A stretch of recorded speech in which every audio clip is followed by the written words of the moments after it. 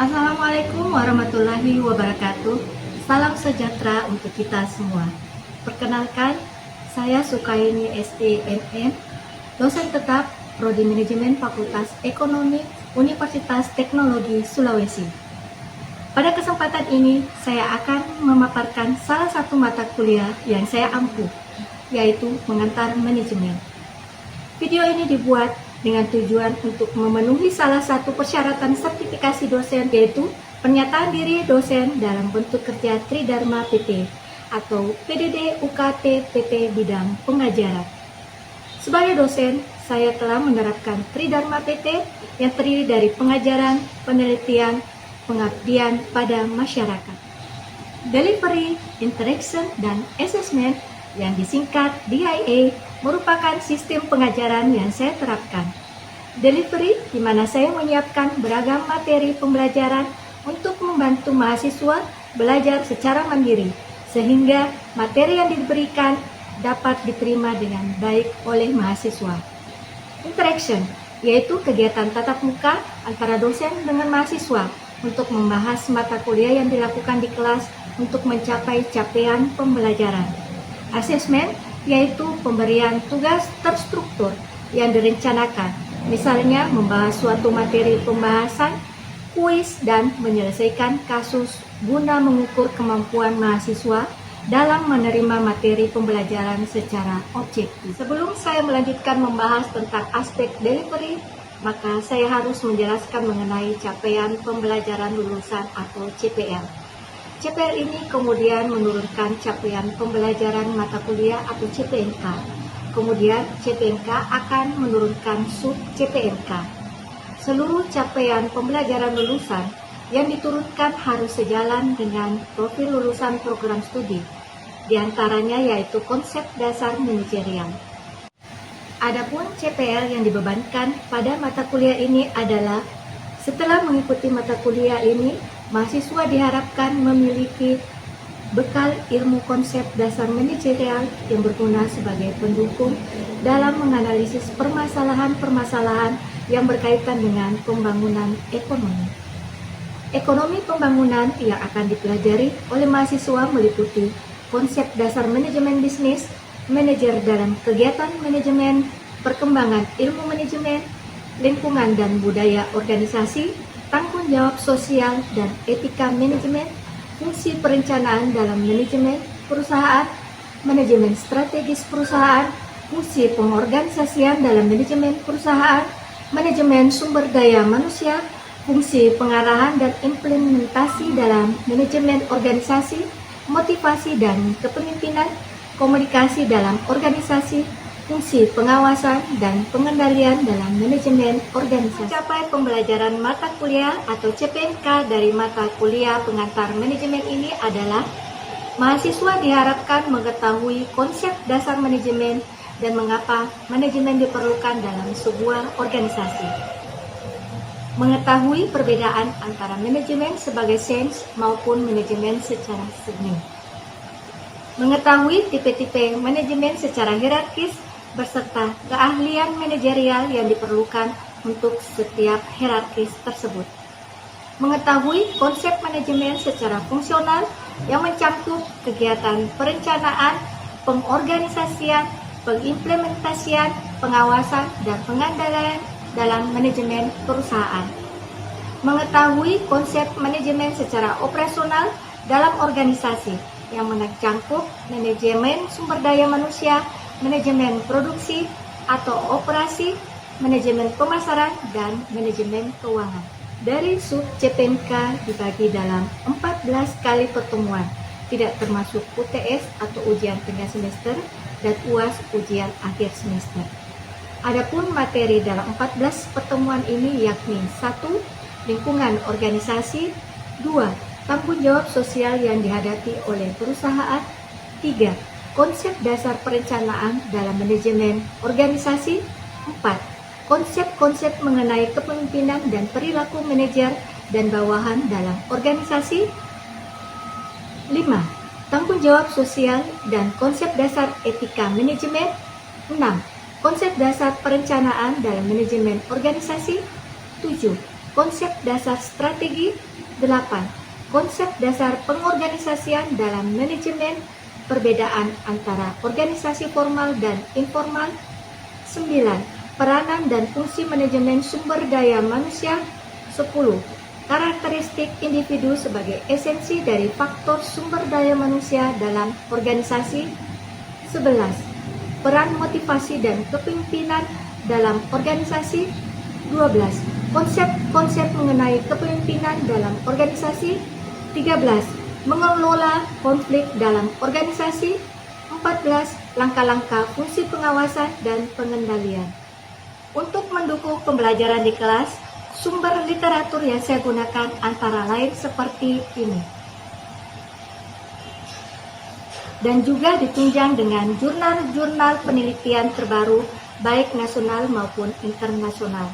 Adapun sistem pembelajaran yang dilakukan pada mata kuliah pengantar manajemen ini adalah sistem blended learning, yaitu melalui perkuliahan secara online atau daring dan tatap muka atau luring, yang mengutamakan peran dan keaktifan mahasiswa dalam proses pembelajaran, yaitu pembelajaran kolaboratif, diskusi kelompok, dan penugasan. Adapun platform yang saya gunakan adalah LMS e-Study, di mana mahasiswa mengisi presensi kelas, mendownload materi, dan mengerjakan tugas yang diberikan. Itulah model aspek interaction yang saya lakukan di kelas. Aspek assessment yang saya lakukan yaitu proses penilaian kepada mahasiswa secara objektif sesuai dengan kemampuan mahasiswa itu sendiri. Adapun pembobotan, evaluasi nilai mata kuliah pengantar manajemen terdiri dari ujian tengah semester sebesar 20%, ujian akhir semester sebesar 25%, kehadiran sebesar 15%, tugas kelompok sebesar 15%, tugas mandiri sebesar 15%, dan kuis mingguan sebesar 10%. Dengan asesmen yang saya lakukan ini, mahasiswa dapat mengetahui proses penilaian yang saya lakukan secara transparan dan objektif. Demikian informasi terkait mata kuliah pengantar manajemen untuk program studi S1 Manajemen. Selanjutnya, saya akan menampilkan cuplikan proses pembelajaran yang saya lakukan secara tatap muka di ruang kelas. Selamat menyaksikan. Assalamualaikum warahmatullahi wabarakatuh. Waalaikumsalam warahmatullahi wabarakatuh. Selamat pagi semuanya. Pagi. Apa kabar hari ini? Apakah baik semuanya? Alhamdulillah. Sebelum kita memulai, kita panjatkan dulu puji syukur kehadirat Allah Subhanahu wa Ta'ala karena kita diberi kesempatan pada hari ini melaksanakan pembelajaran tentang kepemimpinan. Tetapi sebelum kita melanjutkan pembelajaran ini, marilah kita sama-sama melakukan memanjatkan doa kepada Allah Subhanahu wa Ta'ala dan kepada kepercayaan kepada masing-masing. Doa dimulai.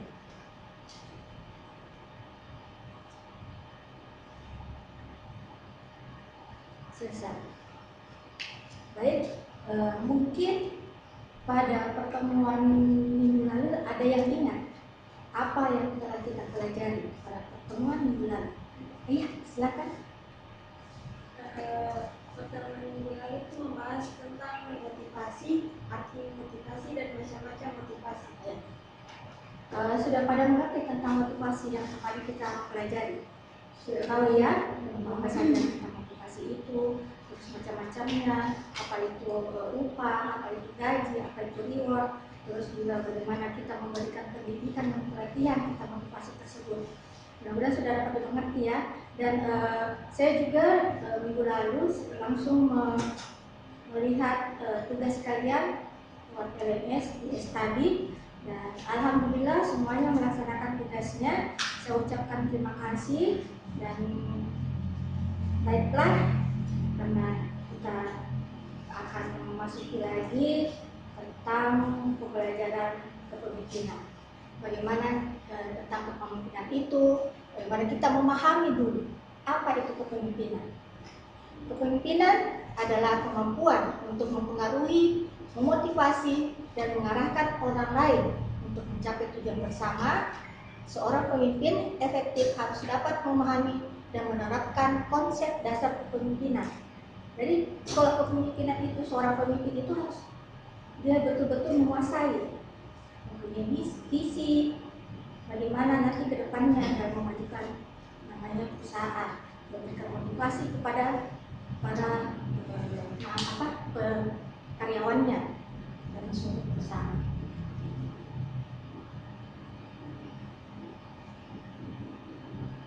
Nah, di sini kita lihat dulu definisinya. Kepemimpinan adalah kemampuan untuk mempengaruhi, motivasi, dan mengarahkan orang lain dan mencapai tujuan bersama. Seorang pemimpin yang efektif harus memiliki visi yang jelas, kemampuan komunikasi yang baik, dan keterampilan membuat keputusan yang tepat.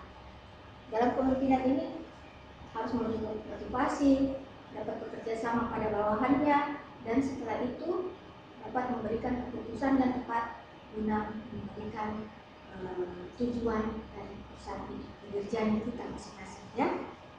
Baik, kita lanjut.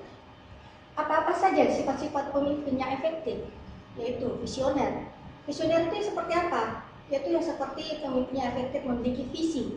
Visinya jelas, mampu komunikasi dengan para bawahannya, itu namanya yang punya visioner, punya visi yang jelas. Terus ada komunikatif. Bagaimana tentang komunikatif itu? Yaitu memahami pentingnya komunikasi terbuka dan mampu mendengar serta menyampaikan ide-ide dengan jelas. Yaitu dia harus menerima feedback dari bawahannya, bukan hanya dia saja yang mau didengarkan, tapi dia juga harus mendengarkan bawahannya secara komunikasi dua arah, ya. Nah, setelah itu ada berintegritas. Apa itu berintegritas? Yaitu integritas yang punya kejujuran, keteladanan, menjadi fondasi seorang pemimpin yang kredibel dan dapat dipercaya.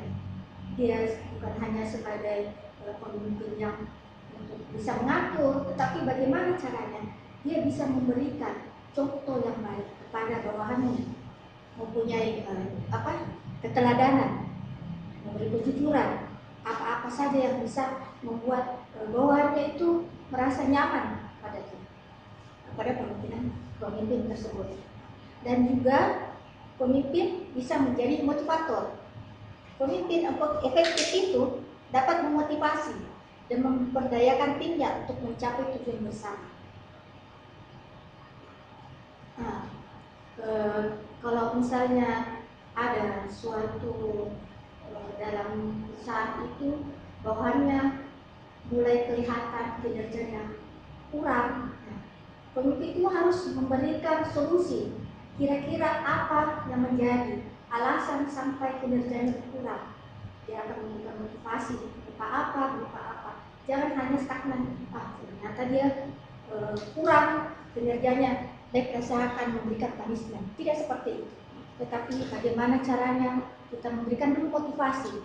Kalau memang setelah itu bawahannya memang yang tidak ingin lagi menunjukkan kinerjanya, kita akan tanyakan dulu apa alasannya, setelah itu memberikan teguran. Ya. Lanjut, ya ini ada macam-macam gaya kepemimpinan.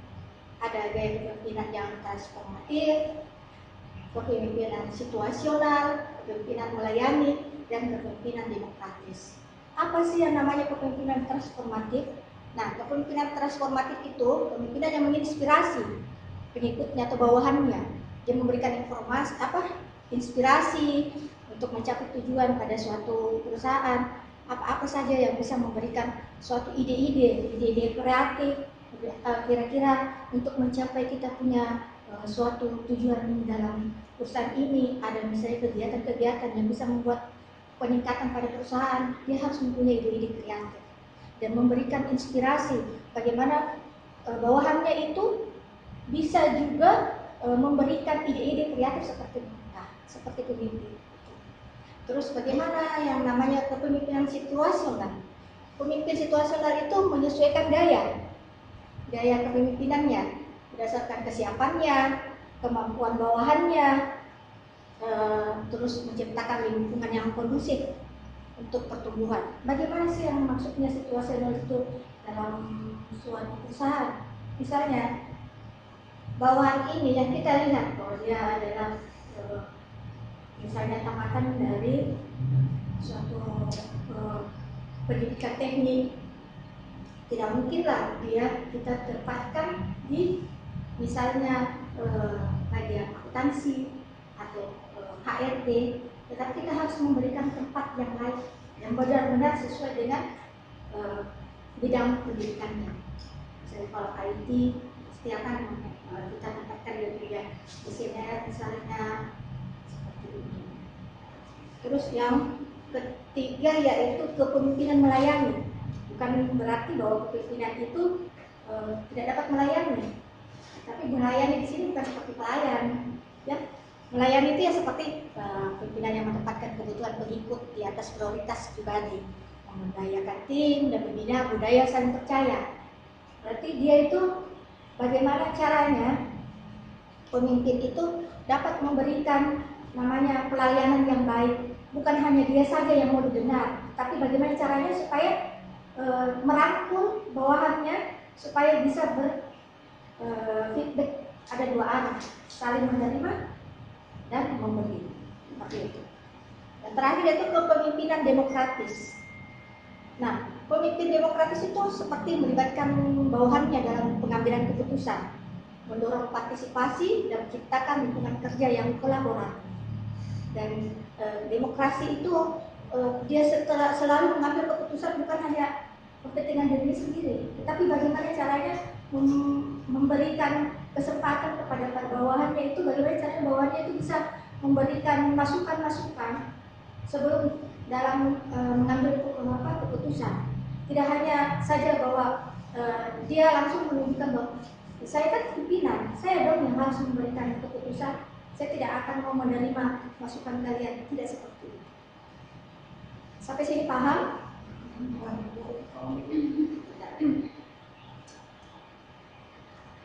Dalam suatu perusahaan, pemimpin itu harus bisa mengambil keputusan. Nah, apa-apa saja pengambilan keputusan dalam kepemimpinan itu. Di sini ada analisis mendalam. Maksudnya bagaimana dia memberikan mengumpulkan semua informasi-informasi dulu yang secara komprehensif, mempertimbangkan berbagai perspektif dan menganalisis situasi secara mendalam sebelum pengambilan keputusan. Jadi dia mengambil dulu namanya semua, mengumpulkan informasi forensik yang benar-benar betul-betul dia menganalisis, tidak hanya langsung saja mendengar dan tidak menganalisis dulu apakah langsung menelan mentah-mentah apa masukannya, tetapi tidak menganalisis apakah ini bagus masukannya atau tidak. Nah, itu dia maksudnya seperti analisis mendalam. Terus pertimbangan dampaknya, bagaimana nanti kalau saya dalam mengambil keputusan ini dampaknya apakah bagus, apakah dampaknya itu akan membuahkan suatu keuntungan bagi perusahaan. Takutnya nanti malah dampaknya itu bisa merugikan perusahaan. Nah, itu harus ada pertimbangan terhadap dampak tersebut baik dari konsekuensi jangka pendek ataupun konsekuensi jangka panjang. Pemimpin juga itu harus memiliki komunikasi yang efektif. Yang bagaimana sih? Ya, komunikasi efektif itu punya verbalisasi yang jelas.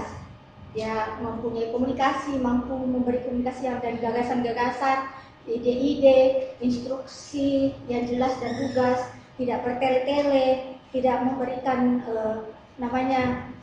tugas-tugas yang dapat membuat bawahannya sulit, yang tidak bisa membuat bawahannya merasa tertekan, yang dapat membuat bawahannya tertekan, itu tidak boleh.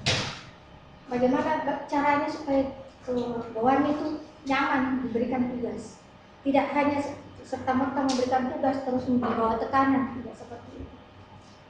Terus juga dapat mendengar aktif. Dia mendengar, menyimak seksama, aktif mendengarkan umpan balik, saran seperti yang tadi saya sampaikan bahwa dalam suatu perusahaan itu pemimpin itu harus feedback dalam dua arah, harus menerima saran, kritikan apapun itu dari bawahannya. Bukan hanya saja kita merasa bahwa saya kan pemimpin, harus dong terima saya punya masukan.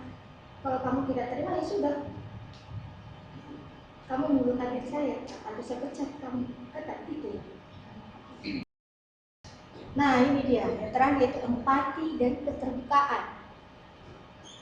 Bagaimana sih maksudnya itu empati dan keterbukaan? Itu bersikapnya empati dan terbuka, memahami sudut pandang orang lain, dan menciptakan lingkungan yang mendukung komunikasi jujur dan konstruktif. Seperti itu. Nah, sebelum saya lanjutkan, kira-kira ada pertanyaan sebelum saya melanjutkan? Ayo, silakan. Saya bertanya, sepenting apakah seorang pemimpin dalam perusahaan? Itu pertanyaan bagus. Nah, penting sekali bahwa dalam suatu perusahaan itu harus ada yang namanya pemimpin. Kenapa? Karena dia yang akan mengolah suatu perusahaan itu, dia yang akan memberikan suatu fondasi yang kuat, memberikan namanya keputusan-keputusan yang baik dalam mencapai tujuan perusahaan itu. Bila tidak ada pemimpin, tidak ada yang namanya dapat memberikan suatu motivasi yang dapat memberikan masukan-masukan, memberikan betul-betul bagaimana pemimpin itu dapat memberikan contoh yang baik, memberi pemimpin yang baik, memberikan seperti halnya suatu negara. Kalau tidak ada namanya presiden, maka negara itu bagaimana misalnya? Tidak ada yang mengurus, tidak ada yang mengatur, seperti itu. Seperti juga itu namanya perusahaan yang harus ada pemimpinnya. Bisa mengerti ini? Mengerti juga ya. Kasih. Nah, memotivasi dan memberdayakan tim. Tadi sudah dijelaskan bagaimana caranya memotivasi kan? Bagaimana kita memberdayakan tim, memberikan motivasi itu seperti apa? Seperti yang minggu lalu kita sudah jelaskan motivasi itu apa, bagaimana bentuk-bentuk motivasi itu. Nah ini dia, memberikan motivasi yang mampu memotivasi anggota timnya dengan memberikan dukungan pengakuan, peluang untuk berkembang, menciptakan lingkungan kerja dan positif dan inspiratif yang penting. Bagaimana sih yang namanya pengakuan? Jadi akui, apakah kinerjanya bagus? Ya harus diberi reward, harus diberi upah, harus diberi gaji. Bagaimana memberikan peluang? Diberikanlah namanya pelatihan yang membuat dapat meningkatkan namanya mereka punya skill, mereka mempunyai pengembangan dirinya. Nah itu sebuah pemimpin tidak harus dia terus yang menonjol, tetapi bagaimana caranya sih bisa mengembangkan yang bawahannya juga, gitu ya. Dan selanjutnya itu memberdayakan tim. Nah tidak mesti bahwa pimpinan terus yang ambil keputusan, tidak mesti juga pimpinan yang harus memiliki komitmen tersendiri, tetapi bagaimana caranya dia memberdayakan timnya. Ayo kita sama-sama kerjasama. Bagaimana caranya kalian? Apa saja kira-kira motivasi masukan-masukan kalian dalam mencapai tujuan kita ini, kinerja kita ini. Seperti itu. Terus membangun kerjasama tim. Bagaimana kita membangun kerjasama? Tidak hanya merasa bahwa sudahlah atas nama aku saja, tetapi saya yang kerja. Tak seperti itu. Tetapi bagaimana kita harus bekerja sama?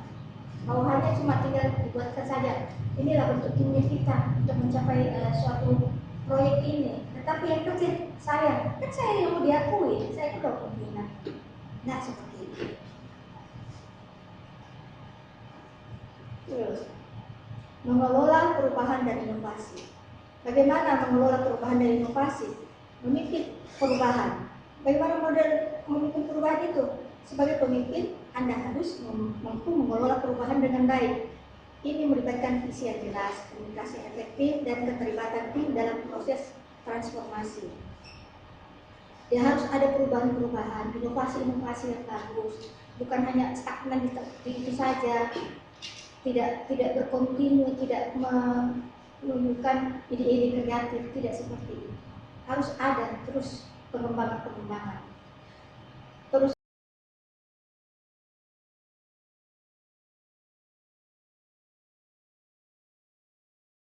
etika dan tanggung jawab pemimpin. etika dan tanggung jawab pemimpin ini yang sangat sangat penting dalam melaksanakan kepemimpinannya. Apa itu etika dan tanggung jawab pemimpin? Dia mempunyai integritas, transparansi, dan keadilan. Integritas itu dia memiliki junjung kejujuran, menunjukkan konsistensinya antara perkataan dan perbuatan. Harus seimbang, jangan hanya berkata, teori kok ceritanya ya, tetapi dalam pelaksanaannya tidak ada. Nah itu tidak, harus ada perkataan dan perbuatan itu harus ada, kelihatan. Di situ kelihatan kinerjanya. Terus transparansinya bagaimana? Ya, dia harus bersikap terbuka, membagikan informasi secara jujur. Kalau misalnya dalam suatu perusahaan, kayaknya perusahaan kita ini lagi payung, bagaimana ya supaya kita bisa memberikan sumbangsi apa, ide apa yang supaya bisa meningkatkan lagi pemasukan dari perusahaan kita. Nah harus diterima, harus kita meminta saran-saran, ide-ide apa saja. Kita harus terbuka bahwa saya punya begini, ada kelemahan juga, tetapi bagaimana caranya kelemahan itu bisa menjadi suatu kemajuan, suatu kesalahan yang bisa menjadikan bahwa kesalahan itu bisa menjadi motivasi untuk lebih baik ke depannya. Terus keadilan. Nah keadilan itu harus pemimpin itu harus beretika adil, berlaku adil, memberikan perlakuan yang setara, tidak mendiskriminatifkan antara bawahan yang satu dengan bawahan yang lain. Misalnya ini, oh ini kan bagus dia, cantik, bagus, molek badannya, kalau lebih bagus saya sama dia saja, atau lebih bagus dia kaya, bisa dong satu orang dia memiliki prestasi pada perusahaan dan seperti itu. Nah untuk selanjutnya kita berikan kesimpulan. Kesimpulannya apa? Mengembangkan kepemimpinan itu yang unggul. Nah tadi sudah kita mengambil kesimpulannya kan, mungkin bisa membacakan tentang kesimpulan dalam mengembangkan kepemimpinan yang unggul. Bisa baca? Nggak bisa. Ayo bisa? Silakan. Mengembangkan kepemimpinan yang unggul. Kepemimpinan yang unggul membutuhkan komitmen untuk terus belajar, beradaptasi, dan menjadi panutan bagi orang yang jelas, bagi orang-orang di sekitar Anda dengan mengembangkan integritas, visi yang jelas, dan kemampuan untuk memberdayakan tim. Pemimpin dapat membawa organisasi ke tingkat keberhasilan yang lebih tinggi. Tadi semua kesimpulannya dari semua yang sudah saya jelaskan. Dia harus terbuka, jujur, memberi motivasi, semuanya sudah ada di kesimpulannya. Sebelum saya menutup pertemuan kita hari ini, saya ingin bertanya, kira-kira pemimpin ideal itu seperti apa? Ada yang bisa jawab?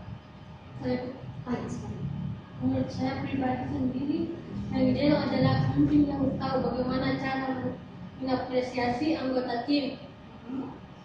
Sebab dari cara mengapresiasi tersebut, anggota tim akan merasa bahwa diri mereka berharga. Jika begitu, respek pada anggota akan didapatkan oleh pemimpin. Sama dengan yang tadi kan, mencapai pimpinan yang unggul, mengembangkan segala kemampuan dari pimpinan itu.